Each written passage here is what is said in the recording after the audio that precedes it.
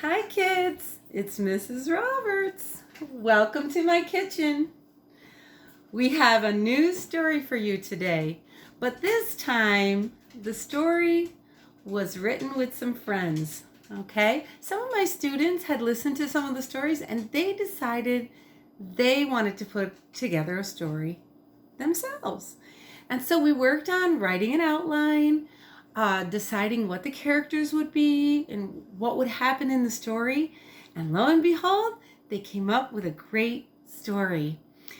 Not only are they authors writing the story and putting it together, they're also the artists for this story. And wait until you see some of the artwork these kids did. And then I told them I would share their story on my channel for all of you. All right, here we go. The name of the story is called The Baileys Save the Day. I want you to take a close look, kids, right here. These are the Baileys. The Baileys are forest people that are green, okay? They live in the forest and they're camouflaged. So you'll hear more about them as we go along, okay? So the story today is by Eddie, Ashley, and Jeremiah, and just a little help of Mrs. Roberts. So let's get started. The Baileys saved the day. Once upon a time, there lived 3 wonderful children. Their names, of course, were Jeremiah, Ashley, and Eddie. The children lived in a small village named Oops. Everyone in the village was poor, and the children were always hungry. And here's our first piece of art. Okay, these are the 3 hungry children. And you can see by their dress, they're poor, they don't have a lot of food, okay? They're just living in a small shack. One day, the 3 children were told that they needed to go out into the forest and find some food for their family. "What kind of food shall we search for?" asked Jeremiah. Their parents said they should search for mushrooms. "But bring them home first before you eat any. Not all mushrooms are safe," said their mother. The children agreed, put on their warmest coats, and set out on a quest for mushrooms. The children were wandering in the forest for 3 hours before they found the first mushroom. It was a brown mushroom and looked delicious. After all, the children were so hungry. As they walked further into the forest, they kept finding more mushrooms. Some mushrooms were red, some were yellow, and the rest were brown. "Maybe we could eat just a few," said Ashley. And here's another picture, guys. This is a picture of all the mushrooms they found. Red, brown, yellow. Alrighty? And you can see, here are the 2 girls. And this is a big hole in the ground that they don't see right away. This is Jeremiah over here.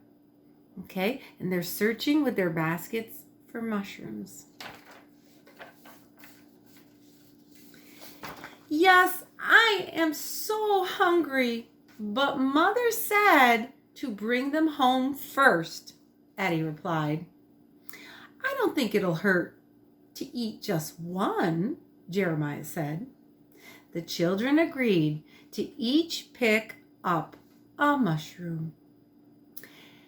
Ashley took the red one, Jeremiah grabbed a brown one, and Eddie picked up a yellow one. Little did the children know they were being watched. The forest people, known as the Baileys, were hiding and listening from the bushes and trees. The children had no idea they were there because the Baileys were green and perfectly camouflaged. Here they are, guys. Some more artwork. So you can see the green trees. Look closely because you're going to see the Baileys. One's hiding here. You can see one's hiding here and here. Okay, there's even one up in the tree. One over here. They're all looking and listening. Each child took a bite of their mushroom. Jeremiah thought his was delicious and was about to tell Eddie and Ashley, but he noticed them start to sway and then to faint. The girls collapsed and tumbled down into a hole in the ground. Thud! Jeremiah heard the girls land at the bottom of the hole. Those must have been the poisonous mushrooms we weren't supposed to eat. I need to save my sisters, and I need an antidote for the poison. Help! Help! Jeremiah screamed. Here's a picture that the artist drew. You can see this sister's falling upside down to the bottom of the hole. And this sister, she's falling, falling, falling. And Jeremiah is at the top over here. You can see him right here. And he's yelling, "Oh no, my sisters!" And he was also yelling out, "Help, help!" As if by magic, the Baileys appeared out of nowhere. Some of them were collecting vines to use as a rope to climb down into the hole. Some of them were grinding up herbs and leaves to make an antidote for the poison. The Baileys quickly helped Jeremiah climb down into the hole, then used big leaves like cups to feed the girls the antidote. An antidote, kids, is it's just like a medicine that if you get poisoned, say you get a snake bite and it's a poisonous snake, an antidote will make you better so that you don't die. And so that's what the Baileys are doing by grinding up the leaves, okay, and herbs from the forest, because remember, they know the forest well. Meanwhile, the children's parents began to worry about them. They set off to find them in the forest, but got lost while searching. Take a look. Here are the parents wandering through the forest. Okay? Mom and Dad, and they got lost while looking for their kids. Luckily, several Baileys saw the parents wandering and took them to see where the children were.